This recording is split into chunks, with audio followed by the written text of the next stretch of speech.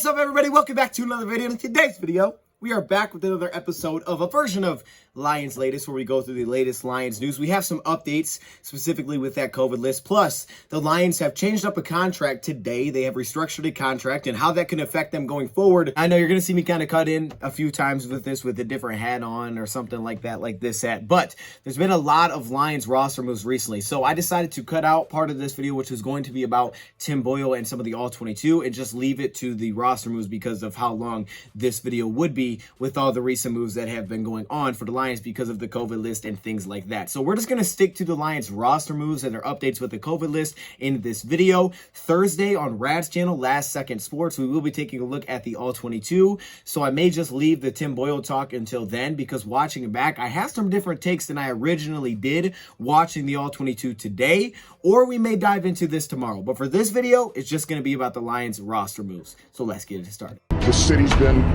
down, and it found a way to get up. And when you knock us down, we're going to get up. And on the way up, we're going to bite a kneecap off, all right? And we're going to stand up, and then it's going to take 2 more shots to knock us down. We're going to take another hunk out of you.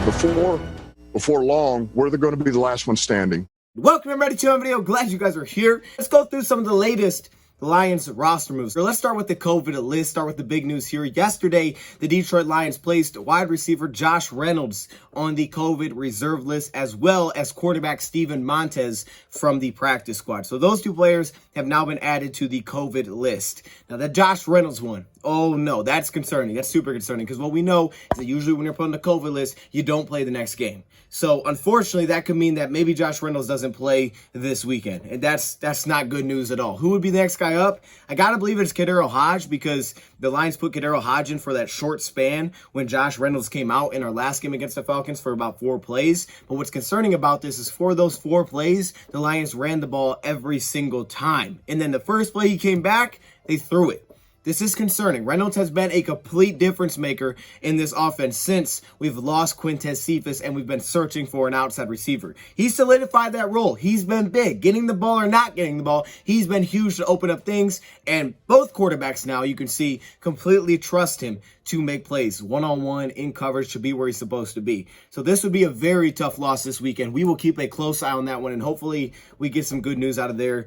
We'll just have to wait and see. You also look at quarterback Steven Montez, who is now on the practice squad, I think since the beginning of the season. I'm not completely sure about that, but he's been on the practice squad for a very long time. So the first and most important thing is that these guys are okay, hoping that they're able to get healthy and they're all right. Now, we do have some good news with this COVID list, and that comes with quarterback Jared Goff. So last week, he did not play, was unable to test out of it. Saturday morning was the latest update we got when they said that he was unable to test out, so he was highly unlikely to play in the game against the Falcons. But here he is. He's back after a week. So good news is Jared Goff is back. You would like to see Jared Goff for these last 2 weeks of the season to see what we can do offensively, try some things. He only got 2 games left to do it, and we have, as a team, been much better since the bye week. Offensively, it seemed to be much better since the bye week, and for Goff, statistically, individually, he's been really good since the bye week. Now, today, Dan Campbell on Radio 97.1 was asked if Jared Goff could be the long-term solution for the Lions, and Dan Campbell said, yeah, I don't see why not. He's playing good ball for us right now. And in his last 3 starts, the Lions won 2 of those games, the loss being the Denver Broncos, where things were just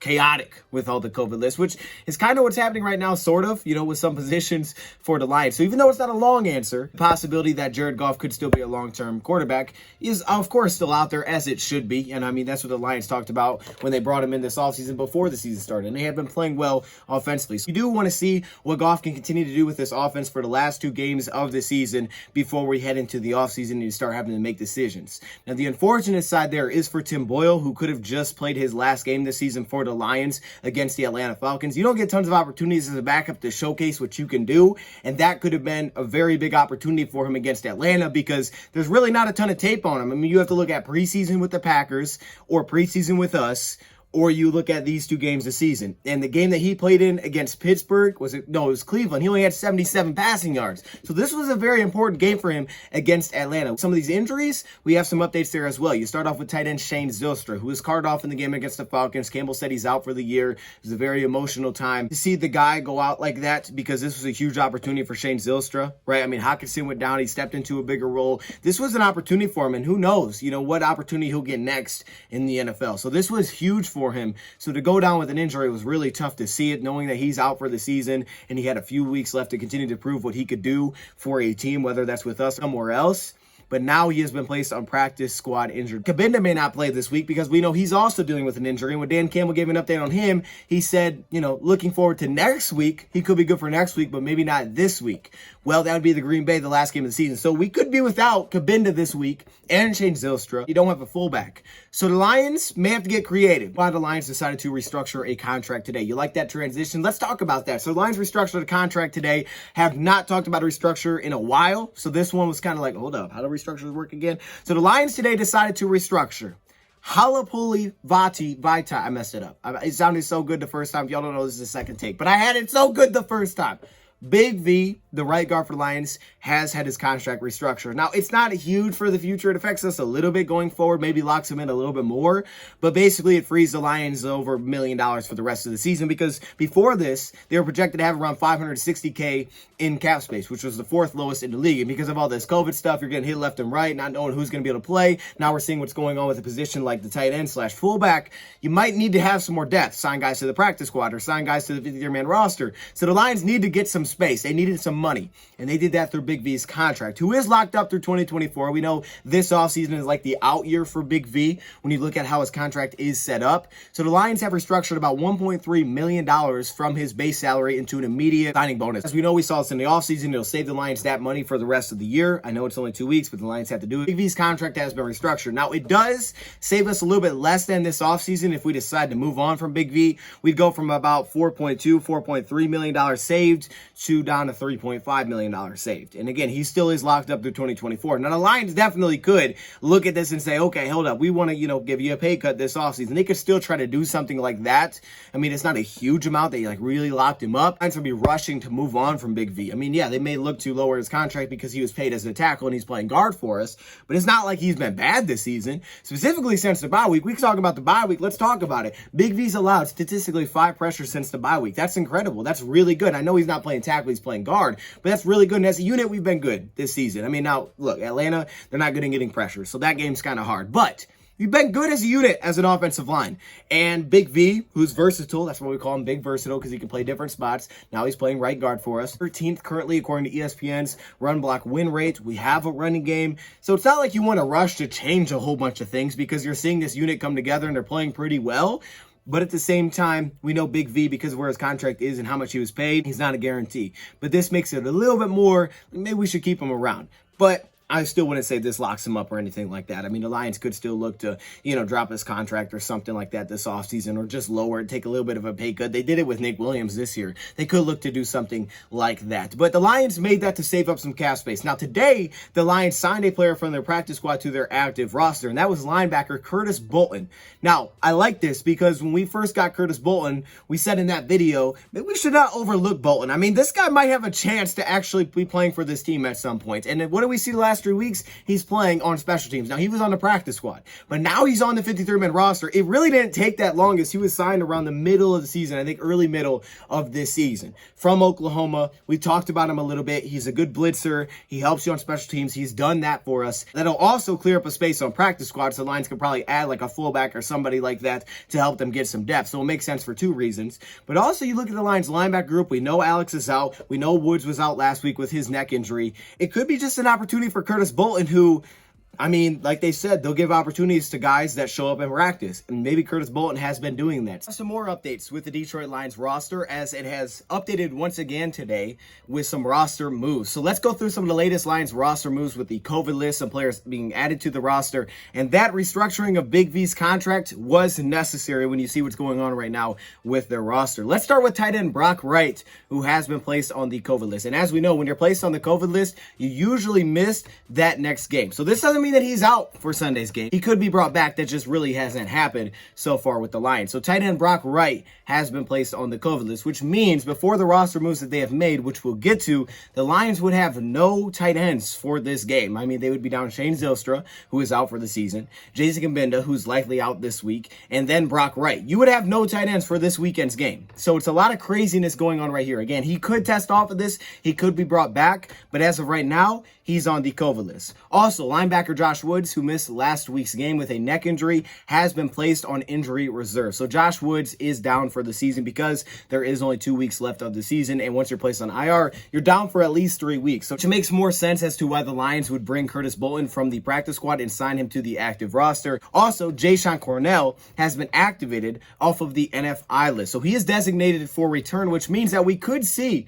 Jayshon Cornell this week. We really haven't seen much of him at all this season, a very little bit. He could be brought back this week, and he could also play possibly in this Green Bay game as well. So that is an exciting update. I mean, I would like to see Jayshon Cornell a little bit this season. That'd be kind of cool. We haven't really seen him at all. So for basically 2 years, we have not seen Jayshon Cornell, and he could possibly play this weekend. We have some more news. Because of how limited the Lions are really at that tight end position with what's going on, they have added some new players to their current roster. Let's start with tight end Jared Pinkney, who is the former undrafted free agent out of Vanderbilt, who has now been signed to the Lions active roster from the Rams practice squad. Now, if this name sounds familiar, it's because he's been on the Lions roster before. Jared Pinkney was here earlier this season in September/October for about a month, and now he has been signed to this active roster from the Rams practice squad, and he could be making his NFL debut. Now, Jared Pinkney, going back to draft time, I won't go super deep into this because we talked a lot more about him when we brought him into the practice squad the first time. Projected to go round 1, round 2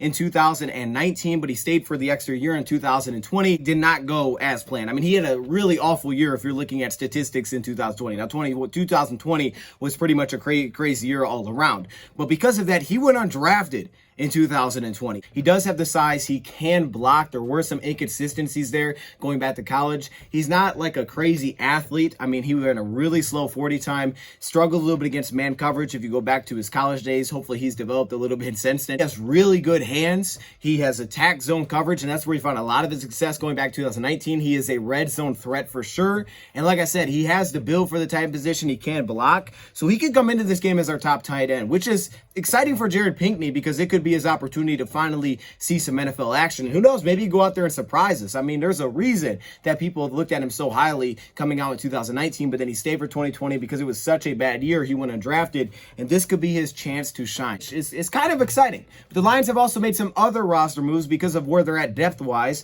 with the tight end position and a little bit of the receiver position as well, with Josh Reynolds being placed on the COVID list. So let's start off with the receiver, Juwan Green, who has been added to the Lions practice squad. Pinkney's on our active roster, which doesn't mean he'll be active on Sunday, but he's on the 53-man roster because he was on the practice squad. You had to sign him to your roster.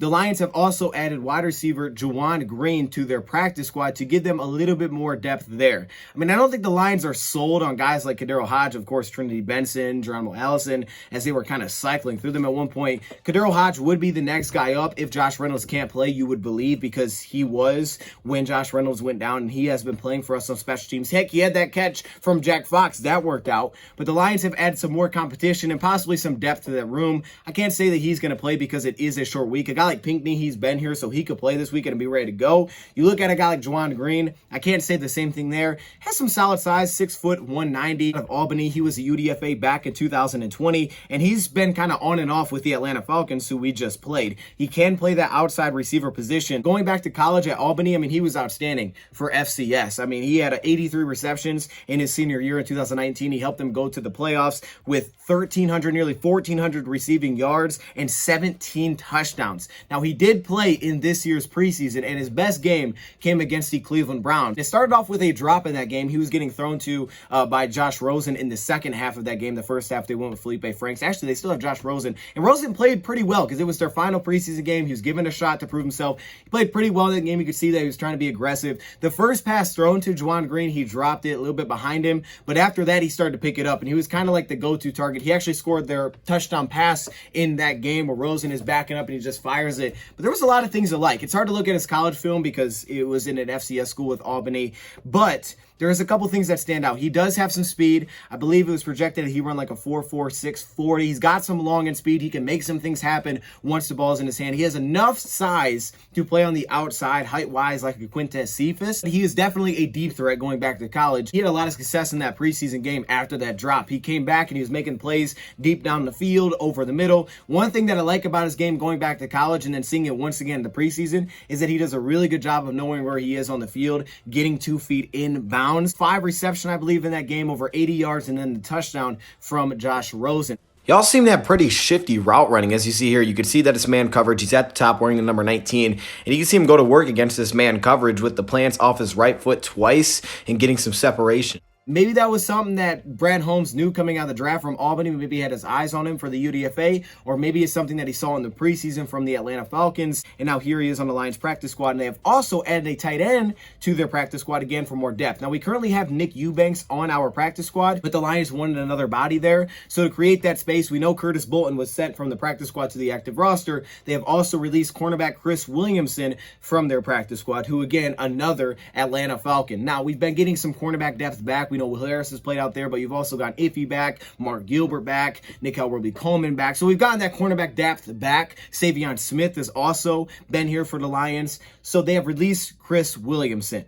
Now, in his place, they have signed tight end Ross Travis. Now, Ross Travis got an interesting path, okay? He's not a super young guy. He's 28 years old. He was a UDFA back in 2015, but not your normal UDFA. He's from Penn State, but he was a basketball player in college. A basketball player that got picked up by the Chiefs. He spent a lot more time with the Chiefs than a lot of people probably would have thought. Bounced around, played with a couple of teams. You talk about the Colts, the Cardinals, the Browns, going back to the Chiefs when he came out, and that was the first team that gave him a chance. Unfortunately, going back to 2018 in his final preseason game, he tore his ACL, which ended up, of course, missing that season. 6'6", 245 pounds. Could be some new names that we see this week at that spot. And you got to believe Jared Pinkney probably has his leg up as the top tight end this weekend. And of course, we could see some of these other guys like Nick Eubanks. I mean, if Rock Wright can't come back and Kabinda can't play, Pinkney could be used in a couple of different ways. A little bit of position versatility with his blocking ability and his size to play in a few different spots against man coverage. Probably mainly a seam threat, especially a red zone threat that could get matched up against some smaller players because he has really good hands. And when he runs zone, he does a good job of sitting in the zone. It's probably more of a flat guy underneath, nothing really crazy against man coverage, not a huge route tree there. And then you look at a guy like Ross Travis. You saw it a couple of times, specifically in this last preseason with the Arizona Cardinals, rocking the number 48. You see him here over the middle. Kind of looks like a fullback to me. I don't know about you. But then the slot fade route that he runs gets a little bit of separation towards the end here